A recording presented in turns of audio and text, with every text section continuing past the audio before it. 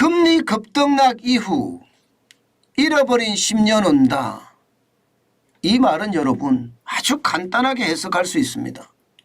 금리를 워낙 빠르게 올렸기 때문에 거기에 대한 이자 폭탄에 대한 부담 이런 것이 경제를 자극하고요. 경제를 자극하면 침체의 늪에 빠지게 되고 이게 일본이 그랬던 것처럼 장기 침체로 빠져든다 이런 얘기입니다. 그럼 그런 단서가 있느냐? 있습니다. 여러분 이 단서를 보세요. 1년 새 미국이 기준금리를 얼마나 인상했습니까? 인상폭이 1년 새 5.25%입니다. 진짜 장난 아닙니다. 실질적으로 보면 말입니다. 미국이 2022년에 기준금리를 인상하기 시작했거든요. 예, 인상하기 전에는 0.25%였습니다. 그런데 2023년 7월 현재를 보면 말입니다. 5.5%예요. 0.25%가 5.5% 됐습니다. 굉장히 빠른 속도로 축축축축축 올라갔죠. 대한민국도 마찬가지입니다. 대한민국도 2022년에 2021년이죠. 2021년 8월에부터 금리를 인상하기 시작했거든요. 당시에 금리는 0.5%였습니다. 그러던 것이 금리를 올려서 8월 현재 3.5%입니다. 3%를 올렸죠. 3%를. 물론 미국이 5.25%를 쭉 올리고요. 대한민국이 2년 한 반에 걸쳐서 3.25%를 쭉 3%를 쭉 올리고요. 이거 차이는 있습니다. 그러나 분명한 것은요. 동시에 금리를 쭉 해서 올렸다는 거예요. 자, 그러면 앞으로 어떤 일이 벌어질까? 이제 우리가 상상을 한번 해봐야 됩니다. 상상은요. 그냥 근거 없이 상상을 하시는 것이 아니라 과거로 돌아가 보겠습니다. 일본의 사례입니다. 일본은 보면 말입니다. 1998년 9월에서부터요. 1999년입니다. 이게 죄송합니다. 1999년 12월까지 금리가 2.5%였던 것이 6%까지 급격하게 올렸습니다. 굉장히 빠른 속도로 올렸습니다. 굉장히 빠른 속도로. 지금 이렇게 생각하면요. 금리 자체는요. 죄송합니다. 이 지표가 1998년이 아니라 1988년 9월입니다. 1988년 9월에서 1990년 12월까지 이게 결국 89년 90년이니까 2년 한 3개월 사이에 지금 2.5%의 기준금리가 6%까지 올라갔잖아요. 굉장히 빠르게 올라갔죠. 진짜 빠르게 올라갔습니다. 이게 말입니다. 일본도 이 당시에 금리를 안 올릴 수가 없었습니다. 왜냐하면 집값이 계속 올라갔거든요. 폭등이라고 이야기할 만큼 올라갔거든요. 여기에다가 1989년에는요. 소비세까지 신설을 했어요. 3%. 다시 말해서 어떻게 하든 말입니다. 부동산 버블을 잡고자 일본은 금리를 엄청나게 빠른 속도로 올렸죠. 이 당시에 말입니다. 부동산뿐만 아니라 주식의 버블도 장난이 아니었습니다. 이게 올라가는 속도가 워낙 빨랐기 때문에 이거 잡지 않으면 안 되겠다. 그렇게 생각해서 금리를 엄청나게 올렸거든요. 그런데 결과가 어떻게 됐습니까? 자산 거품이 꺼졌죠. 쉽게 말하면 버블이 갑자기 꺼지면서요. 일본 경제에는 잃어버린 10년이 닥친 겁니다. 그리고 나서 말입니다. 이게 1990년부터 잃어버린 10년이 왔다가 이게 말입니다. 그 이후에도 일본 경제가 지지부진해요. 디플레이션에 빠져서 저성장 저물가에 빠져서 일본이 허우적거리기 시작했습니다. 사실 그렇게 따져보면 잃어버린 10년이 아니라 잃어버린 20년, 잃어버린 30년까지도 이야기하고 있습니다. 물론 지금은 일본의 어떤 상황이 조금 좋아진다고는 합니다.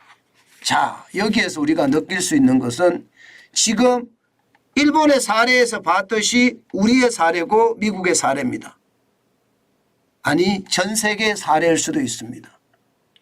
여러분, 금리가 인상했다가 유지하죠. 그러다가 내립니다. 그러면 그 이후에 어떤 일이 벌어지는지 여러분, 제가 여러분들에게 한번 설명을 드렸습니다. 실제로도 말입니다. 예, 미국의 기준금리를 올리고 그리고 유지하고 내림에 따라서 신흥국의 자금이 어떻게 됐는지를 보면 이게 굉장히 저는 충격으로 생각이 됩니다. 사실 1차 시기를 한번 보자고요. 이전에도 이런 사태가 있었지만 제가 분석한 것은요. 2004년에서부터 2007년까지 2008년까지 봐야 되나요? 2008년까지 그리고 2015년에부터 2020년까지입니다. 당장 말입니다. 2004년부터 2004년 6월에서 2006년 6월까지 2년 동안 금리 인상을 했습니다. 그 당시에 말입니다. 신흥국의 자금은 들어갔어요. 금리 인상할 때 228억 8,400만 달러가 들어갔습니다. 그리고 금리 유지기 2006년 6월에서 2007년 8월까지 1년 2개월 동안도 들어갔습니다. 365억 4,100만 달러가. 그런데 금리를 인하하기 시작하니까 어떻게 됐습니까? 2007년 9월에서부터 2008년 12월까지 66억 1천만 달러가 빠진 거예요. 2차도 볼까요? 2차 금리 인상기에는요. 2015년 12월부터 2018년 12월까지 3년 동안입니다. 2년 동안인가요? 17, 18, 16, 17, 18이니까 3년 동안입니다. 222억 5,400만 달러가 시장에 들어왔습니다. 신흥국으로. 금리 유지기인 2018년 12월에서부터 2019년 6월까지 이때는요. 6개월 동안 426억 7,700만 달러가 신흥국으로 자금이 유입이 됐어요. 그러나 2009년 7월에서부터 2020년 3월까지 182억 5,500만 달러가 빠져나갔습니다. 더 충격적인 것은요. 1차 금리 인하기 뒤끝에 뭐가 있었냐는 거예요. 1차 금리 인하기 뒤끝에는 글로벌 금융 위기가 있었습니다. 그리고 2차 금리 인하기 뒤끝에는 코로나19의 위기가 있었습니다. 이것을 보면 말입니다.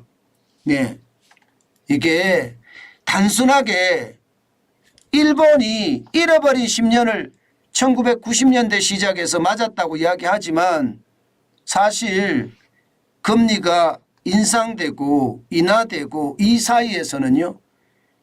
세계적인 충격이 올 수도 있다는 게 지금 지표가 말해주고 있는 겁니다. 지금 당장 미국이 금리를 인하하지 않을 거고요. 지금 당장 대한민국이 금리를 인하하지 않을 겁니다. 그렇지만 분명히 언젠가는 금리를 인하할 겁니다. 그 인하 시점이 결국 경기 침체가 시작되는 시점이라고 봐야 되거든요. 만약에 경기 침체가 시작되는 시점에 이게 연착륙이 아니라 경착륙으로 발생이 된다면 저는 더 큰 충격이 될 수도 있다고 생각을 하고요. 실제 말입니다. 미국보다는 신흥국의 위기가 더 커지지 않겠느냐 하는 게 지표가 예측하는 앞으로의 경제입니다. 저는 이 상황을 보면서 말입니다. 진짜 최악의 상황을 맞을 수도 있겠다. 저는 그런 생각도 하거든요. 때문에 말입니다. 시장은요. 굉장히 냉철하게 봐야 됩니다. 시장을 단순하게 절대 봐서는 되지 않습니다. 게다가 호흡을 길게란 말 하잖아요. 호흡을 길게. 호흡을 길게 보셔야 돼요. 그래야지 경제를 제대로 읽은 것이 되지 않을까 저는 그런 생각을 하거든요. 진짜 호흡을 길게 보는 것 저는 잊지 말았으면 좋겠다. 그 말씀 여러분들에게 다시 한번 올립니다. 예. 아직까지 당장은요. 지금 당장은 경기가 좋다 나쁘다. 사실은 지금 경기는 지표로 봐서는 나쁩니다. 예. 변곡점이라고 이야기할 수 있습니다. 이럴 때 이게 사람들의 마음이 타닥이다 이러니까 나 지금 사야 돼. 이런 생각이 강해지거든요. 제발 나의 소신대로 움직이라. 그 말씀 다시 한번 드릴게요. 지금은 생업에 열심히 종사하면서 현금을 쌓아갈 때지 지금 말입니다. 다급하게 투자에 나설 때는 아니다. 그 말씀 다시 한번 올립니다.